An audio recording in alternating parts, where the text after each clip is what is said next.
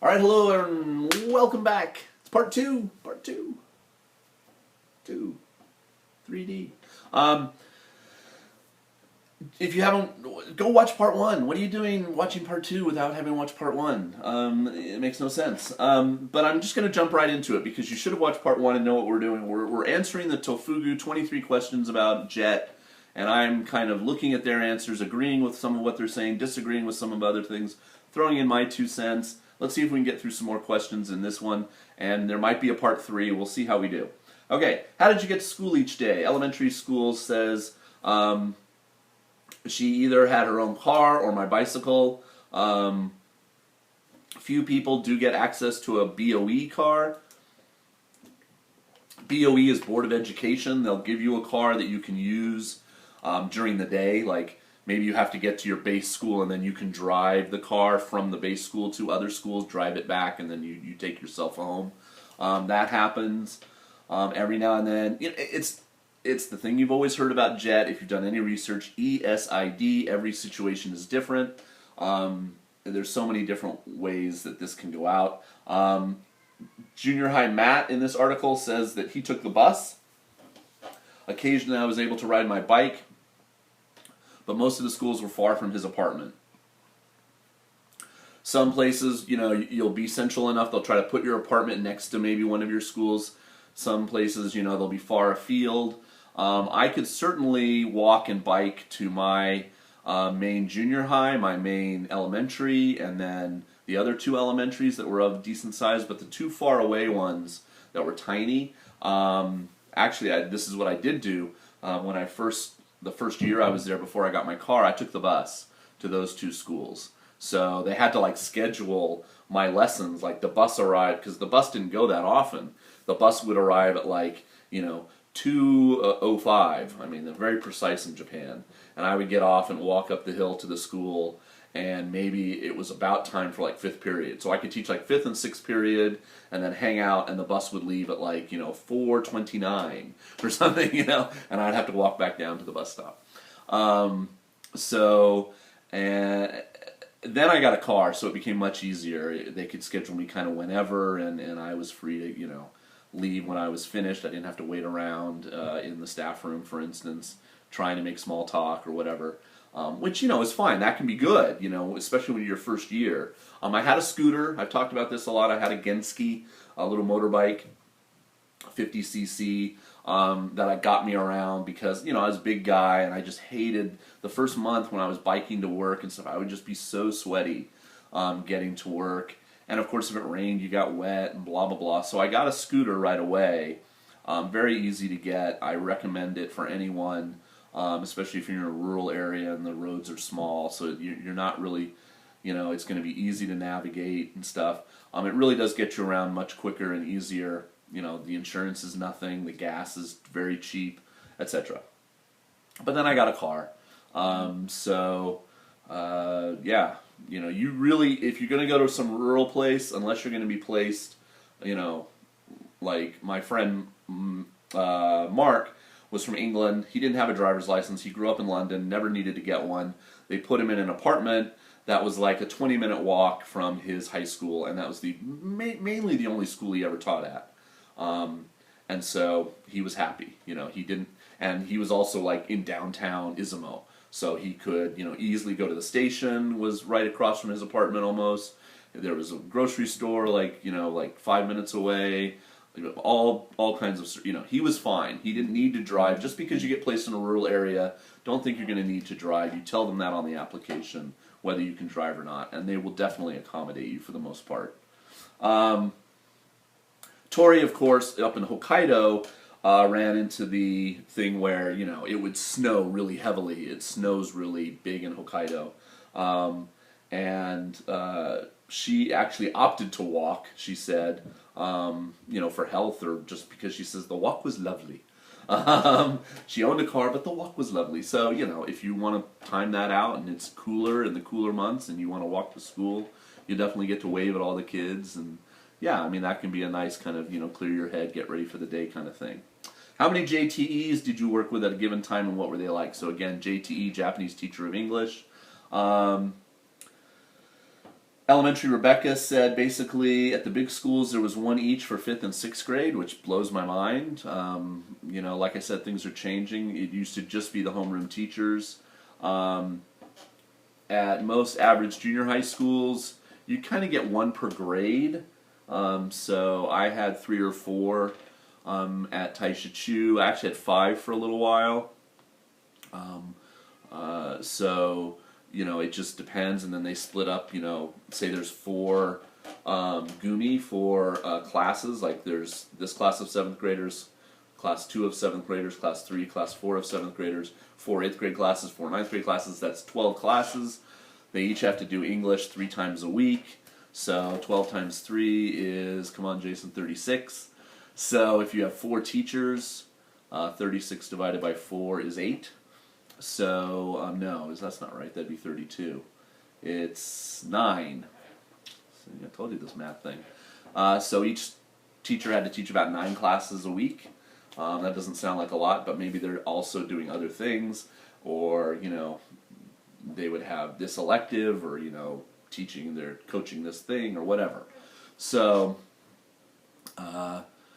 yeah. Or like I said, sometimes we'd split them up. We'd take a class of 38 kids and split it into 2 20s or something. So, but anyway, the JTEs are mostly cool. You're going to find some, especially if they're older, that don't really care about JET too much. I would say now, and like a whole nother 10 years has passed, so some of those teachers have gone away. JET has been around for a while now. I want to say almost 30 years, or maybe it's even reached 30 years. So most teachers teaching now are definitely accustomed to having an ALT in their school. It's doubtful you'll be put in a school where you're the first time they've ever had one. You might be a lot different than the one before you in the fact that you're a man and they were a woman, or you're from Canada and they were from UK, or you're bubbly and amazing and they were kind of quiet and did their work and didn't do much else. I mean, who knows? But they will get used to you, and one says she talks about her JTEs in a different part of the article, and she says the ones that have been abroad generally are the better. They're more open to new ideas. Their English is definitely better, and I found this to be true for the most part.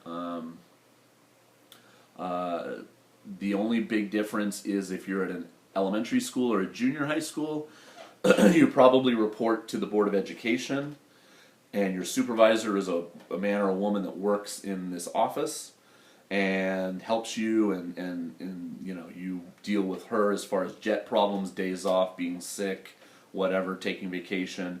If you're in a high school, you generally work for that high school, and one of your JTEs is probably also your supervisor. So you want to be nice to that person, and hopefully they're a cool person. Okay, what was the teacher's room like at your school? The Shokun Shitsu.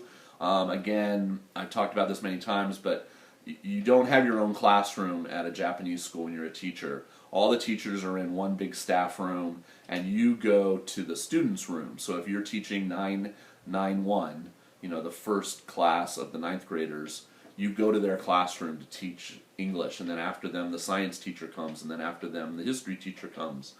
Of course, the science teacher might take them to the science lab, and the music teacher might take them to the music room, and of course for PE they all leave and go to the gym and stuff. But for the most part, you move around and they stay where they are. And so you have a big staff room, and so you're probably going to have a desk. It, again, is so ESID. It depends how many schools you have, etc. I was given a desk at both my schools, though, when I had 2 different junior highs, and I would do a week at one and a week at another. I still had a desk that was mine. I didn't share it with anyone. Like sometimes maybe you'll have to share it with the guidance counselor or somebody else that doesn't come as often.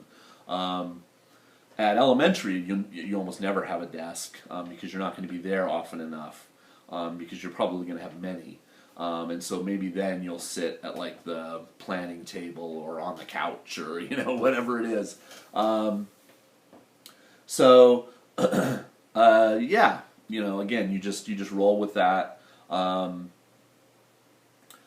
You're going to sit next to, hopefully they'll put you next to a JTE, or across from or something. So if you have a question, you can kind of just lean over and go, at the morning meeting, what did they say about tomorrow? You know, so you can get the information, especially if you don't speak Japanese, when they have the morning meeting and everything's in Japanese, and you're like, wait, what's going on? Hopefully you'll have a teacher next to you that you can lean over and ask. It's generally pretty quiet in there. Yeah, I mean, that's pretty true. They will, they will laugh and tell jokes and stuff, and you're not going to get most of it if you don't speak Japanese. But generally, yeah, if you want to listen to music while you do stuff, you got to bring earbuds. If you want to watch YouTube or something, you can't do any of that out loud, of course. A little bit of maybe, page 1, John said, "Hi, Nancy," and you're like listening to the CD to go with your lesson, or they'll let you like cue it up or something, and maybe listen to like a minute before somebody would like kind of lean at you like, what are you doing now? Hey, it's quiet in here. So you have a little bit of chance to maybe do that if it's school related. If you nowadays, see, I didn't even have a cell phone when I was a jet, but now I guess if your phone went off, you would want to get up and leave the room. Go into the kitchen, go into the locker room, go outside to take a phone call. You really shouldn't have your phone on at school, in my opinion, but I know things happen. I mean, mine's gone off at my new job. Like the other day, I had to have a package picked up, and the guy called me right in the middle of the school day, and so luckily I wasn't in class. And sometimes I put my phone on airplane mode when I'm in class, so I know nothing will come through and disturb my class. High school Tori says there were about 35 teachers in the main teacher's room. I had my own desk next to my supervisor. It was always super quiet except during lunch. During lunch people relax and chat more and stuff like that. Other times you're supposed to be looking busy. There's always going to be the vice principal is always going to be in the room, probably at the head of the room, kind of keeping an eye on everything. And so you're not really supposed to be goofing off or whatever. Chatting about the baseball game or whatever. Okay, number 7, how are your students? Rebecca says most of her students were excited to learn and use English. She taught them a lot of question-answer combinations so they could actually use what they learned.